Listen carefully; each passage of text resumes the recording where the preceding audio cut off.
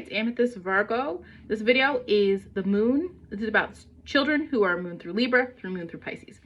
So I actually did this video 2 years ago. I did moon through Aries, through moon and Virgo child. And I did another moon video about children. And I just didn't do the follow-up video, okay? And then I recently had a subscriber or commenter ask if I could do a follow-up video. So I said, of course. I do try to finish my series. I do have playlists where you see I finish some, but sometimes like I get so busy I forget about some of the content that I started and I don't quite finish. So, you know, feel free if there's ever a request that you think other people would want to see, just give me a comment. So we're going to talk about children's needs through the moon. I do suggest you watch my first video if you're completely unclear, and there is the other link if your child is a moon in Aries or moon in Virgo or, you know, moon in Gemini. The other video will describe those needs. The first video describes the importance of the moon. And a lot of times we talk about children, you know, you'll have people say, and I might even say this myself, oh, I have an Aries child, oh, I have a Libra child, oh, I have a Taurus child, oh, I have a, you know, but the moon represents, though, the nurturing. A lot of adults complain about not getting their emotional needs met when they were a child. That has something to do with the moon factor, okay? And the moon is how you nurture. Now, typically, we know the moon is associated with the mother's nurturing, the mother's influence, but, you know, it could be anyone that nurtured you, okay? Is going to be, now the moon can represent your actual mother in a chart, but the moon's needs don't matter, right? Who is raising you, right? Like, you're still going to need the same thing, the same nurturing from those people, regardless of whether they're your biological parent or not. So, let's dive in. Moon and Libra.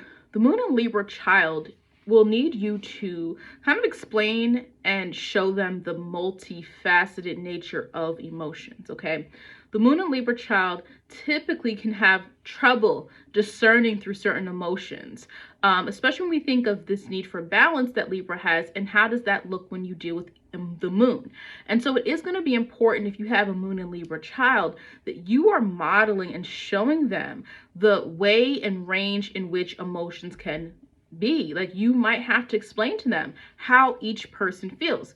You know, there may be a problem in, you know, with the siblings, and you're like, you feel this way and you feel this way. Like, acknowledging how they feel, also not putting them in the middle of anything. You know, emotionally, if we want an emotionally balanced moon and Libra child, you don't want to put them in the middle. That's going to make them very uncomfortable. You don't want them to choose sides. You know, especially, let's say you're going through something, you know, unfortunately, like a divorce or something like that. You know, it's very important that you let the child know it's not their fault, that you don't kind of put them in this uncomfortable situation to try to, you know, play adult, when really they need to understand the ability to relate emotionally to different people. Your moon and Libra child may also need to understand how to not be so dependent emotionally on this need to become a part of something or be a part of, you know, other people. You can, you know, especially when you think of like young children and how they are impressionable, right? That this need for a friend. And that's great, because we all need those. That's a social developmental marker. But you want to be careful that your child knows the difference between just needing a friend and having a person who's really has their back. Because if the moon is our need, and you know, the moon and Libra would yearn for this feeling of, I have partnership, I'm not alone, I have someone else to talk about this with. And when you aren't old enough to make the discerning decisions about who you emotionally involve yourself with, and this could also be really important as they get older, right? And as they start dating and things like that, of the importance of helping them understand and decipher how to pick meaningful emotional attachments to people and situations, how to also make hard decisions emotionally. They fear disappointing people. Sometimes moon and Libra children want to keep the harmony.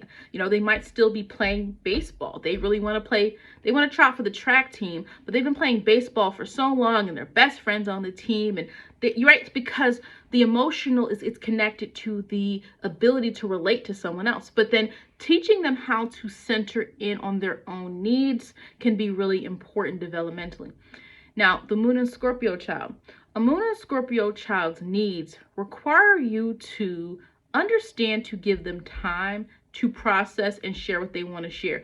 it can frustrate you if, you know, one child that you have is an open book. The minute they're upset, they're telling you what's going on, they're telling you why. But you have another child where they're more brooding. They're going to retreat to their room. You know, they're not going to tell you. And so the point there is there can be an assumption that, okay, you're my child, you should do this. You should feel this way. But for the Moon and Scorpio child, you still have to build that trust up.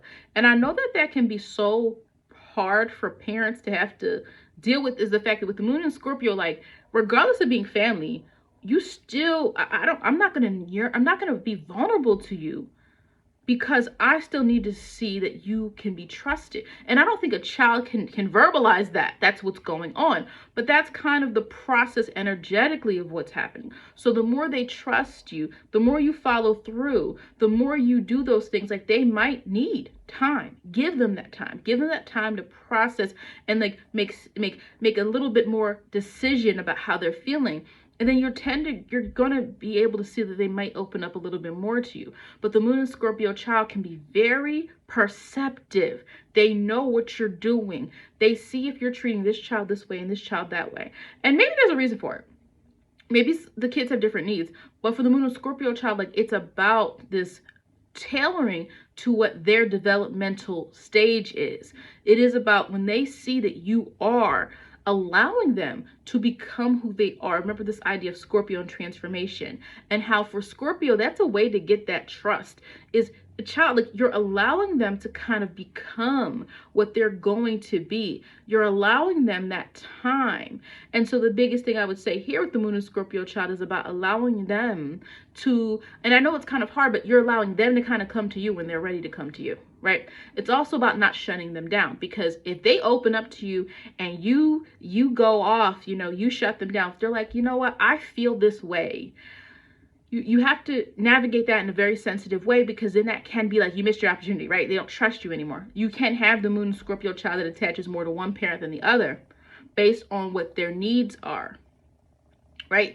I trust you. You always follow through. You always do what you say you're going to do. I trust this parent. This parent never follows through. They never do what they say they're going to do. Like, a lot of children are intelligent, right? They don't have the verbiage or the experience to say things the way an adult would, but they sense things. And so it's important with that child to understand they're perceptive, they're observing everything that you do, and they're internalizing it. And when they internalize it, it's going to become a part of how they operate with you. They either shut you out or they allow you in. But it's like a gate. Once I allow you in, I'm not letting everybody in. Nope, no, guess what? Yeah, I trust this person, not this person. And then that's kind of the energy you sometimes can see there. And there is a, you know, for most children, there is a warmth there. There is a need to feel loved. There's a need to feel accepted. So just because they're closed off sometimes, doesn't mean you don't still try. Because sometimes that's what they're waiting for. They want you to be consistent. And then you're going to be like, okay, they're consistent. They're consistently checking in on me. They're consistently asking me how I am. They're consistently doing the same thing. I know that I can now trust this person or parent. And again, I know that feels like really, for some parents, it's hard, because you're like, that's my child. They should automatically just trust me. And I don't think that they would mistrust you just because they're a Scorpio. But I mean, the emotional revealing of things sometimes can take a little bit longer, especially for those in their teenage years. Okay, the Moon and Sagittarius child. The Moon and Sagittarius child needs access to loud experience. You have to allow them to indulge in new things that are their interest. Don't shut down, don't limit what they can do. That's like, you're too young to read that book. Well, you know, you want to make sure things are age appropriate, but you wouldn't want to say like, oh, you're too, you know, if it's something that they might be a little bit above their level, let them, because they might be able to figure it out. The Moon and Sagittarius child also benefits a lot from your guidance. They need that. They want that mentor. Like, they want like a wise person to guide them. And here's the thing I would say about that, being a Moon and Sag. At the time, the child doesn't understand what you're doing, right? I think as myself as a Moon and Sag, now, especially, you know, after my mom's passed away, like, so many things that she would say stick in my mind. She had a lot of sayings, a lot of just like, old sayings that people would say and things like that, really stand out to me. I didn't grow up in a super religious home, but my mom was a Christian, so those influences, I've heard just different things that I heard growing up, just sayings, a lot of sayings, a lot of old sayings, a lot of older sayings, a lot of things older people would say, because she got that, I guess, from her mom and her grandmom. So that's the Moon and Sag thing. So those things that live within you. So when you're growing up, you don't get it. You're like, oh, my mom's just saying this thing, or my dad or whoever's just saying this saying, and I don't really get it. So Moon and Sag children they want wisdom. Like, you're building up their ability. Also, if you say positive things to the Moon and Sag child, don't do this doom and gloom stuff. When you kind of let them know, you got to keep trying, you got to believe, you got to have the faith, you got to keep going. I do think that my mom would do that a lot. Even through difficult situations, there was not this doom and gloom, depressive type of way she projected things, even if she was feeling away. So, that makes for a comfortable upbringing, right? Because Moon and Sag intrinsically, whether they realize it or not, especially your child, you thrive off of optimism, momentum, moving forward, having kind of this natural enthusiasm to be involved in life and to just kind of be able to express that side of yourself. So with the Moon and Sag child, it's about not stifling them. It's about kind of being positive, being real with them. They can deal with reality, right? There's got to be some belief that you're driving in the Moon and Sag child. And it doesn't have to mean you're religious. I was not browbeaten by religion. I do know like religious sayings and things like that, because obviously my mom was, Baptist Christian. So I think a lot of people grew up with Christian influences, even if that wasn't like your household, or even if you aren't religious, you know what I mean? That's not uncommon for a lot of people who've decided to be spiritual in their adulthood.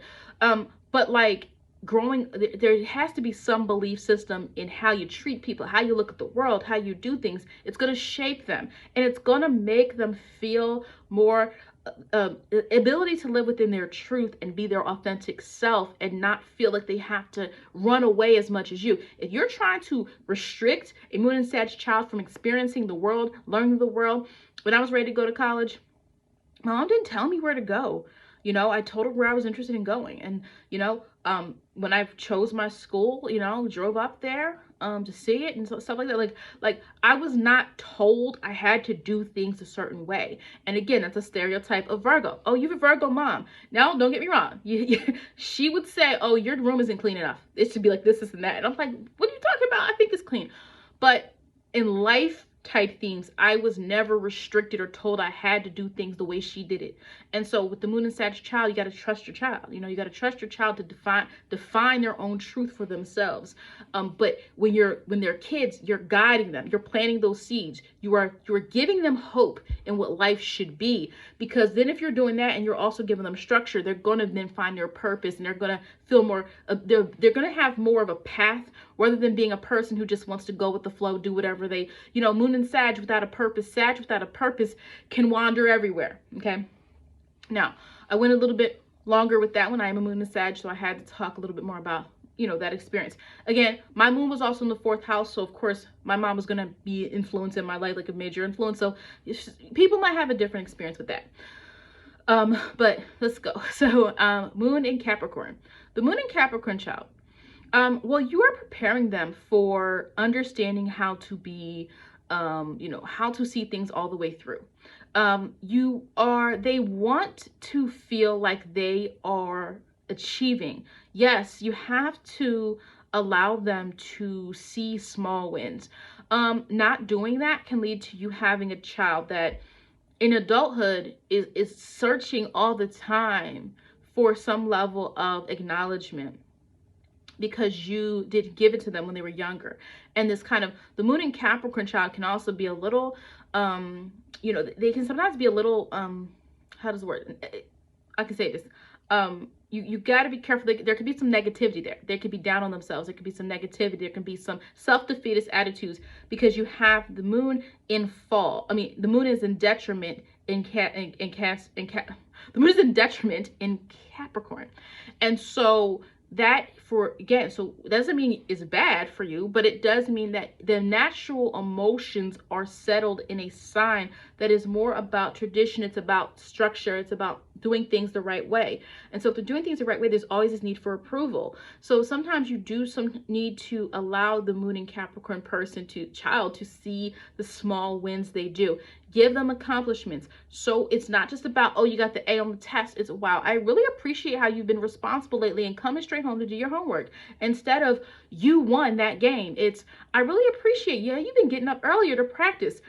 Because sometimes what's happening is that child can put a lot of pressure on themselves, a lot of self-defeatist attitudes.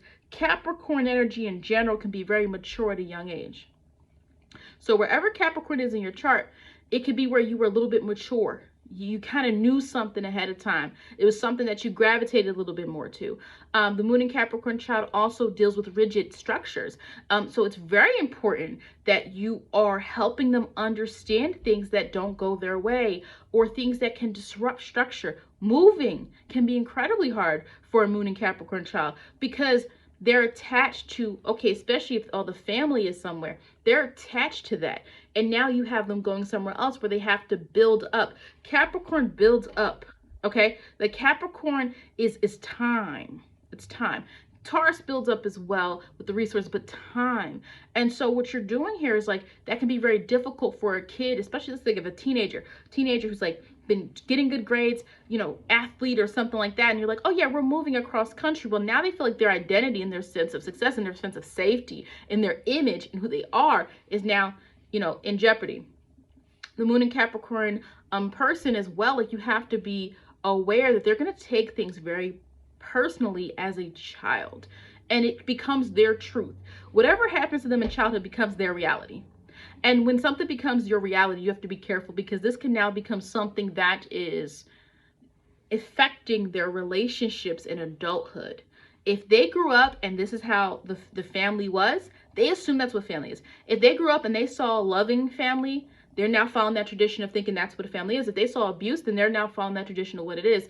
And so it's a lot of Moon and Capricorn people have to be careful of adopting those traits of their family that may not always be desirable, because the thing with Capricorn, it's this intrinsic need to follow tradition. And so unconsciously, you're following this model, Capricorn structure, authority, of what you saw in your family. And so it's very important for you to make sure you're modeling the right things for them. You are coloring their reality. You have to also, because they can seem quite competent at an early age, really like not taking that for granted, still talking through to them, allowing them to feel and not think they have to be this little mini adult. Because again, a lot of people who have that kind of mature nature to them as children, we assume they're okay. Oh, they're okay. Yeah, we just got a divorce, but the kid's okay. The kid's still going to school. The kid's still getting good grades, or the kid is still going home doing their chores. But you have to still allow for there to be an emotional expression so that they don't become adults and become so contingent on just these tangible things and ignore the part of them that needs emotional development. Okay. Moon in Aquarius. I said this before, I have a Moon in Aquarius video that maybe goes into a little bit more depth with this. Their needs.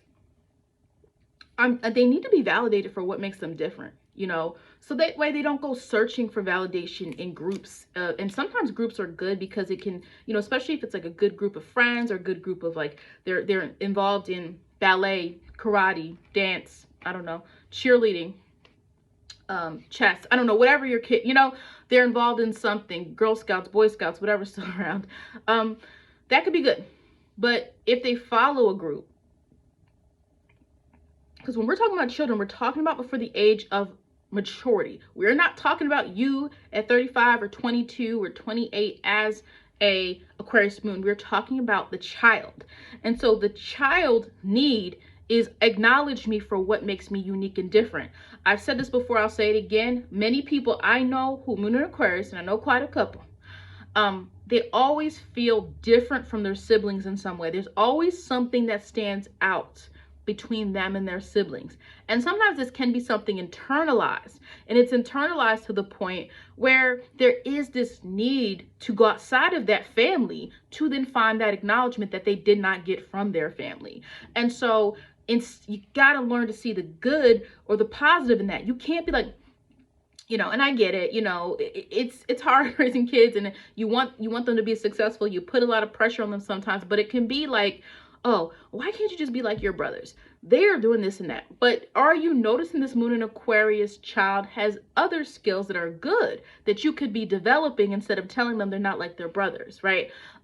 It's about also some of them feeling that they have to, they feel sometimes a little bit in some way disconnected from the family, disconnected from, one of the family members, especially. There's some type of removal, whether physical or emotional distance, something they got, or this feeling of other people in my family got this, but I didn't get that.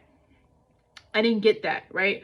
And so with the Moon in Aquarius, allowing that conversation, that processing to kind of come about, because a lot of times you got to let Moon in Aquarius kind of come to conclusions on their own. And I know that feels, it's kind of like Scorpio, what I just said there, that could be hard for a parent. It's like this kind of heart to heart, pour everything out that you want. It doesn't always happen with Moon in Aquarius. Prompting them ahead of time to think about something and kind of, allowing them to see like, let's talk about this. Can we talk about this topic tomorrow? Because I really want to discuss like our role within this and that.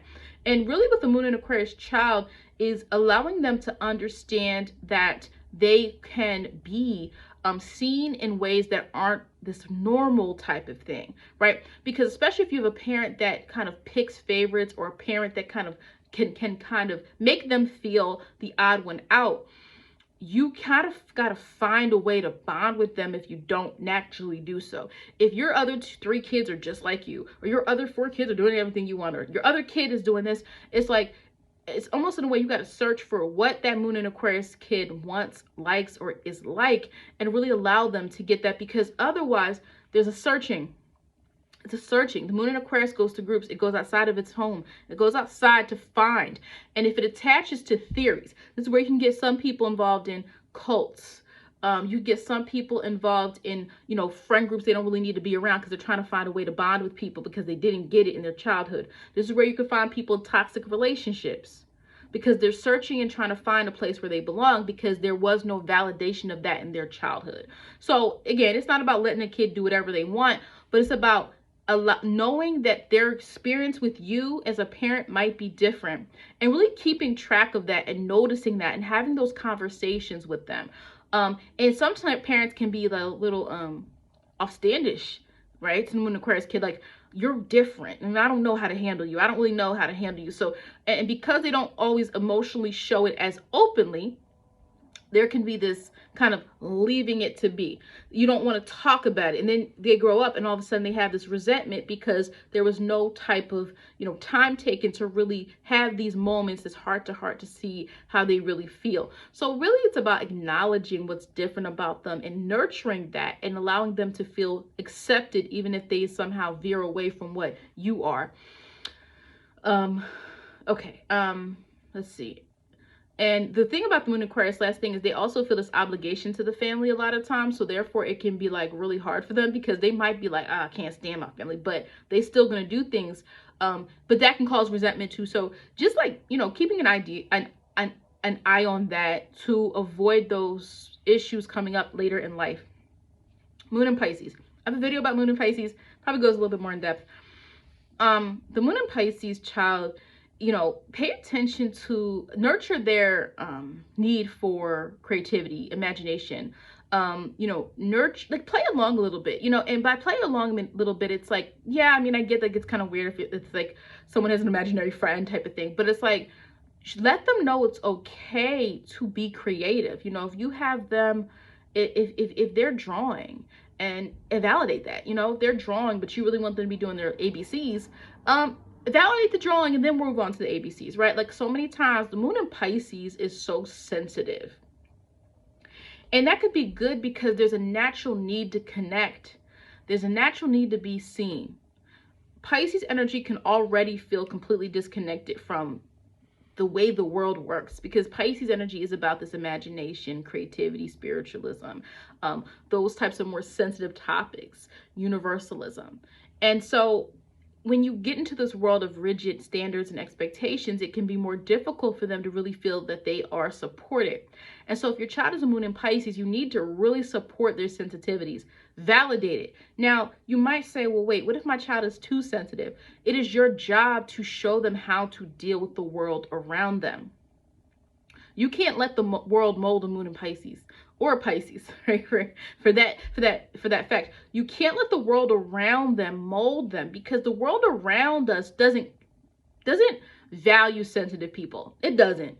Let's be honest here. The world, the way that our current society is, it doesn't value people that are vulnerable. It doesn't value people who are sensitive. It doesn't value people who are kind. People who, it doesn't. Once in a while, you'll hear a kind story, but to kind of survive in this world, you gotta be aware and alert, and you gotta be strategic. Like that's part of it.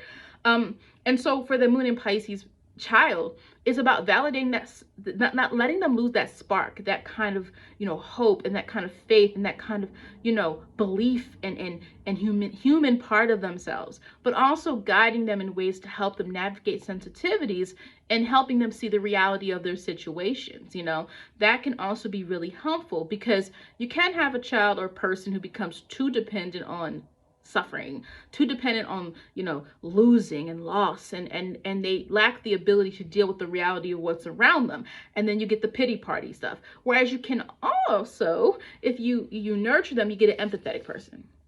You get a person who's empathetic. You get a person who understands their own emotions within that, not being too much of a bleeding heart and ignoring their own needs because they have so much empathy. That can be the pitfall of moon in Pisces. But this child needs validation, even if they on the outside don't seem sensitive. A lot of times we look at a child, we look at a person, and we're like, oh, they seem confident, or they're this size, or they're this age, they're fine. But it's like inside, internally, this is a person who has more sensitivity than they need. And I would say, especially in the way people are raising, male children, it's like you have to, of course there's social ways in which people are socialized based on gender, but it's also like you don't ignore that side of them and don't shut that side down, because that's them. Even if society has a certain expectation for people, and it doesn't mean we have to follow that expectation, but society, whatever your chart is your chart. It's your energy.